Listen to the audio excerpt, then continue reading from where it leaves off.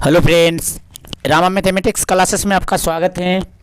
देखिए फ्रेंड्स, आज एक नए टॉपिक रिमाइंडर बुक से प्रकाश लाइट को पढ़ने के प्रयास करते हैं।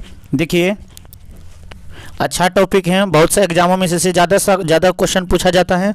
देखिए, देखते हैं क्या क्या क्वेश्चन हो सकता है। देखिए, देखते हैं। प्रकाश छोटे छोटे कणों से मिलकर बना होता है। प्रकाश छोटे छोटे कणों से मिलकर बना होता है, जिसे कहा जाता है तो फोटोन कहा जाता है। जिसे क्या कहा जाता है तो फोटोन कहा जाता है। प्रकाश तरंग किस प्रकार के तरंग है तो अनुप्रस्थ तरंग। क्या है तो अनुप्रस्थ तरंग है। प्रकाश का तरंग सिद्धांत किसके द्वारा प्रतिस्थापित किया गया तो हाइगेंस के द्वारा। किसके द्वारा तो हाइगेंस के द्वारा। प्रकाश एक प्रकार की विद्युत चुंबकीय तरंग है। प्रकाश एक प्रकार की विद्युत चुंबकीय तरंग है। यह सर्वप्रथम किसने बताया था तो मैक्सवेल। किसने तो मैक्सवेल ने बताया था। प्रकाश एक प्रकार के विद्युत चुंबकीय तरंग है, यह सर्वप्रथम किसने बताया था तो मैक्सवेल ने बताया था। किसने बताया था तो मैक्सवेल ने बताया था। और प्रकाश एक तरंग है तो किसने बताया था तो हाइगेंस ने। आगे जाके अगला क्वेश्चन आगे जो कहाँ पर मिलेगा कि प्रकाश एक कण है, किसने बताया था तो न्यूटन। किसने बताया था तो न्यूटन ने बताया था। चलिए आगे देखते हैं। आगे देखिए, किसने सर्वप्रथम दिखाया कि प्रकाश तरंगों का विवर्तन होता है। प्रकाश तरंगों का विवर्तन होता है तो ग्रोमाडी ने। किसने सर्वप्रथम दिखाया कि प्रकाश तरंगों का विवर्तन होता है तो ग्रोमाडी ने। किसने तो ग्रोमाडी ने। प्रकाश विद्युत प्रभाव का प्रतिपादन किसने किया था। प्रकाश विद्युत प्रभाव का प्रतिपादन किसने किया था तो आइंस्टीन ने किया था। किसने तो आइंस्टीन ने किया था। प्रकाश विद्युत प्रभाव का प्रतिपादन किसने किया था तो आइंस्टीन ने किया था। प्रकाश विद्युत प्रभाव का प्रतिपादन किसने किया था तो आइंस्टीन ने किया था। कौन सा सिद्धांत प्रकाश के तरंग प्रकृति की पुष्टि करता है। कौन सा सिद्धांत प्रकाश के तरंग प्रकृति की पुष्टि करता है तो व्यतिकरण का सिद्धांत। कौन था तो व्यतिकरण का सिद्धांत। किस घटना के आधार पर प्रकाश तरंगों के अनुप्रस्थ होने की पुष्टि करता है। किस घटना के आधार पर प्रकाश तरंगों के अनुप्रस्थ होने की पुष्टि करता है। किस घटना के आधार पर प्रकाश तरंगों के अनुप्रस्थ होने की घटना बताता है तो ध्रुवण। किसके तो ध्रुवण। प्रकाश के चिकने पृष्ठ से टकराकर वापस लौटने की घटना को प्रकाश का परावर्तन कहते हैं। क्या कहते हैं तो प्रकाश का परावर्तन कहते हैं। प्रकाश का परावर्तन कहते हैं। प्रकाश का वेग सर्वप्रथम किसने ज्ञात किया था। प्रकाश का वेग सर्वप्रथम किसने ज्ञात किया था तो रोमर। किसने तो रोमर। किसने तो रोमर।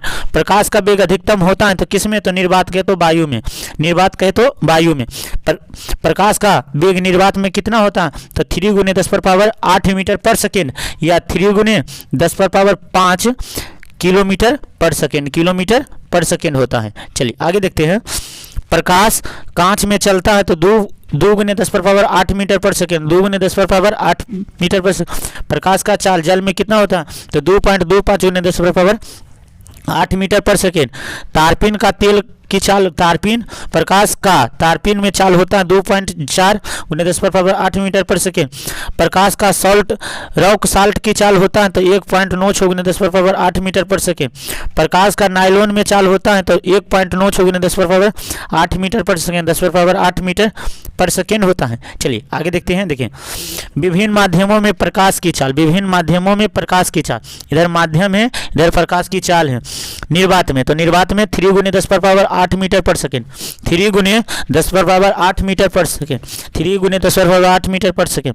पानी में कितना होता है तो 2 पॉइंट कितना होगा तो कितना होगा तो पानी में 2.25 × 10⁸ मीटर पर सेकेंड। तारपीन के तेल में 2.08 × 10⁸।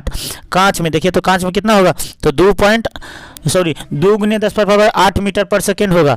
नायलॉन में 1.96 × 10⁸ मीटर पर सेकेंड होगा। चलिए आगे देखते हैं। आगे हैं, देखिए, प्रकाश वर्ष की इकाई है। प्रकाश वर्ष की इकाई है क्या है तो दूरी है। प्रकाश वर्ष की इकाई है तो दूरी है। 3000 एंगस्ट्रम तरंगदैर्घ्य की प्रकाश तरंग की आवृत्ति होती है। तरंगदैर्घ्य की आवृत्ति होती है 1 × 10⁵ 15 हर्ट्ज। 3000 एंगस्ट्रॉम तरंगदैर्घ्य की प्रकाश की आवृत्ति होती है 1 × 10⁻15 हर्ट्ज। चंद्रमा से पृथ्वी तक आने में प्रकाश का लगभग कितना समय होता है? 1.8 मीटर पर सेकेंड। 1.8 मीटर पर सेकेंड। 1.8 मीटर पर सेकेंड। सूर्य के प्रकाश को धरती के सतह पर पहुंचने में लगने वाला समय कितना है? तो 8 मिनट 16 सेकेंड। 8 मिनट 16 सेकेंड होता है। सूर्य ग्रहण के समय सूर्य का कौन सा भाग दिखाई देता है? सूर्य ग्रहण के समय कौन सा? तो कोरोना दिखाई देता है, क्रिकेट दिखाई देता है। क्या दिखाई? कोरोना दिखाई देता है। चलिए आगे देखते हैं। पूर्ण सूर्य ग्रहण का अधिकतम समय होता है। पूर्ण सूर्य ग्रहण का अधिकतम समय होता है तो पूर्ण सूर्य ग्रहण का अधिकतम 460 सेकेंड होता है। 460 सेकेंड होता है। सूर्य ग्रहण तब होगा जब सूर्य और पृथ्वी के बीच चंद्रमा हो। जब सूर्य क्या देखिए, जब सूर्य कहे तो सन और मून के बीच अर्थ हो तो क्या लगेगा? तो सूर्य ग्रहण लगेगा। देखिए चंद्र ग्रहण कब लगेगा? जब चंद्रमा और पृथ्वी के बीच सूर्य हो। जब चंद्रमा के तो मून और अर्थ के बीच क्या हो? तो सन हो। तो कौन लगेगा? तो चंद्र ग्रहण लगेगा। सूर्य ग्रहण कब लगता है? तो अमावस्या के दिन। सूर्य ग्रहण कब लगता है? तो अमावस्या के दिन। और चंद्र ग्रहण कब लगता है? तो पूर्णिमा के दिन। चंद्र ग्रहण कब लगता है? तो पूर्णिमा के दिन लगता है। चलिए आगे देखते हैं। पानी से भरी किसी बर्तन में पड़ा एक सिक्का किस कारण थोड़ा उठा हुआ? प्रकाश के अपवर्तन के कारण। जल के अंदर पड़ी हुई मछली किस कारण से अपनी वास्तविक गहराई के कुछ ऊपर उठाई दे? प्रकाश के अपवर्तन के कारण। चलिए पदार्थों का क्रांति कोण। देखिए पदार्थ इधर है, इधर क्रांति कोण है। तो देखिए पानी का क्रांति कोण 48.05 डिग्री। 48.05 डिग्री होता है। क्राउन कांच का क्रांति कोण 41.1। फ्लिंट कांच का 37.4। हीरा का 29.41 होता है। 29.41 क्रांति कोण होता है। देखिए अपवर्तनांक देखते हैं। अपवर्तनांक भी पूछा जाता है। इधर बर्फ है, इधर अपवर्तनांक। तो देखिए पदार्थ है, इधर अपवर्तनांक है। तो बर्फ का कितना होगा? तो 1.21। पानी का 1.33। फ्लिंट कांच का 1.65। एथिल एल्कोहल का 1.26। जैतून का तेल तो 1.47।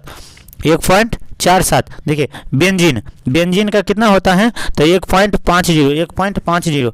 और नीलम का कितना होता है? तो 1.77। चलिए आगे देखते हैं। कांच का होता है कितना? तो 1.5 से 1.9 तक। 1.5 से 1.9 तक होता है। चलिए आगे देखते हैं। देखिए क्राउन कांच का 1.52 होता है, लेकिन हीरा के सबसे ज़्यादा होता है। हीरा कितना? तो 2.42 होता है। 2.4। केरोसिन का कितना होता है? 1.44 होता है। 1.44 होता है। चलिए आगे देखते हैं। देखिए आगे हैं। किस गुणधर्म के कारण पानी से भरे बर्तन में डूबी हुई छड़मुड़ी दिखाई देता है? तो अपवर्तन के कारण। किसके? अपवर्तन के कारण। जब प्रकाश की किरण विरल माध्यम से संघनन माध्यम में जाती, जब प्रकाश की किरण विरल माध्यम से तो अभिलंब की ओर झुकेगी। किस? तो अभिलंब की ओर झुकेगी। जब प्रकाश एक माध्यम से दूसरे माध्यम में जाता है तो आवृत्ति नहीं बदलती है। पूर्ण आंतरिक परावर्तन होता है जब प्रकाश हीरा से कांच में जाता है। पूर्ण आंतरिक परावर्तन जब प्रकाश हीरा से कांच में जाता है। पूर्ण आंतरिक परावर्तन होता है जब हीरा से कांच में जाता है। चलिए आगे देखते हैं। हीरा से किस में जाता है? तो कांच में जाता है। इंद्रधनुष बनने का कारण है वायुमंडल में सूर्य के किरणों का जल बूंदों द्वारा परावर्तन। मृग का उदाहरण है पूर्ण आंतरिक परावर्तन। प्रकाश तंतु किस सिद्धांत पर प्रयोग किया जाता है? तो पूर्ण आंतरिक परावर्तन पर।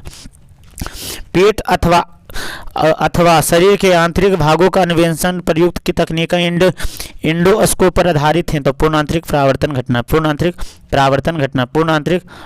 घटना है। चलिए आगे, प्रकाशीय फाइबर किस सिद्धांत पर कार्य करता है? प्रकाशीय फाइबर किस सिद्धांत पर कार्य करता है?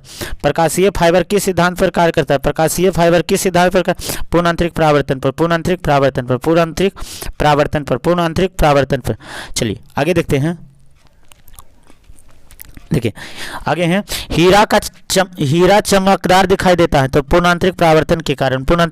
इंद्रधनुष में कितने रंग होते हैं? तो 7 रंग होते हैं। कितने रंग? तो 7। प्रकाश का रंग नीला दिखाई देता है, आकाश का रंग नीला दिखाई देता है तो प्रकीर्णन के कारण। किसके कारण? तो प्रकीर्णन के कारण आकाश का रंग नीला दिखाई देता है। समुद्र का रंग नीला दिखाई देता है तो प्रकीर्णन के कारण, प्रकाश के प्रकीर्णन के। वायुमंडल में प्रकाश के विसरण का कारण है तो धूलकण। क्या है? तो धूलकण है। अंतरिक्ष यात्री में बाह्य आकाश कैसा दिखाई देता है? तो काला दिखाई देता है। उगते एवं डूबते समय सूर्य लाल दिखाई देता है क्योंकि लाल रंग का प्रकीर्णन कम होता है। लाल रंग का प्रकीर्णन कम होता है लेकिन तरंगदैर्घ्य ज्यादा होता है। खतरे के संकेत में लाल रंग का प्रयोग किया जाता है क्योंकि लाल रंग का प्रकीर्णन कम होता है लेकिन तरंगदैर्घ्य ज्यादा होता है। अस्त होते समय लाल दिखाई देता है तो प्रकीर्णन के कारण। इंद्रधनुष में किस रंग का विक्षेपण सबसे अधिक होता है? तो लाल रंग का विक्षेपण सबसे अधिक होता है। चलिए आगे देखते हैं। देखिए आगे हैं, पीछे के दृश्य को देखने के लिए मोटर चालक किस दर्पण का प्रयोग किया जाता है? तो उत्तल दर्पण। डॉक्टर के दांत के डॉक्टर का दर्पण होता है अवतल दर्पण। कार की हेडलाइट में किस प्रकार के दर्पण का प्रयोग? तो परवलयाकार अवतल। दाढ़ी बनाने में किसका उपयोग किया जाता है? तो अवतल दर्पण का। पीरियस्कोप में किसका प्रयोग किया जाता है? तो समतल दर्पण का। पीरियस्कोप का प्रयोग किया जाता है तो समतल दर्पण का प्रयोग किया जाता है। चलिए आगे देखते हैं। किसी व्यक्ति को पूरा प्रतिबिंब देखने के लिए समतल दर्पण की न्यूनतम ऊंचाई व्यक्ति की आधी होनी चाहिए। किसी वस्तु का 3 प्रतिबिंब बनाने के लिए समतल दर्पण को 90 डिग्री पर कोण पर होना चाहिए। 90 डिग्री के कोण पर होना चाहिए। मानव की रेटिना पर कैसा प्रतिबिंब? वास्तविक और उल्टा बनता है। रेटिना पर वास्तविक और उल्टा बनता है। यदि एक व्यक्ति को 2 समतल जो 60 डिग्री के अनंत पर हैं तो बीच में खड़ा हुआ प्रतिबिंब दिखाई देता है तो 5 दिखाई देता है। कितना? तो 5 दिखाई देता है। जब कोई वस्तु 2 समांतर समतल दर्पण के बीच रखी जाती है तो बने हुए प्रतिबिंब की संख्या अनंत होती है। क्या होती है? तो अनंत होती है। अभिसारी लेंस वह लेंस होता है जो किरणें एकत्रित करती हैं। अभिसारी लेंस वह लेंस होता है जो किरणें अवतरित करती हैं। अभिसारी लेंस वह होती हैं जो किरणें अवतरित करती हैं। अवसारी लेंस वह होता है जो किरणें को फैलाता है। अभिसारी किरणें को एकत्रित करता है, एकत्रित करता है, लेकिन अभिसारी लेंस किरणों को फैलाता है। पानी का बुलबुला वायु का बुलबुला जल में कैसा व्यवहार करता है? तो अवतल दर्पण की तरह।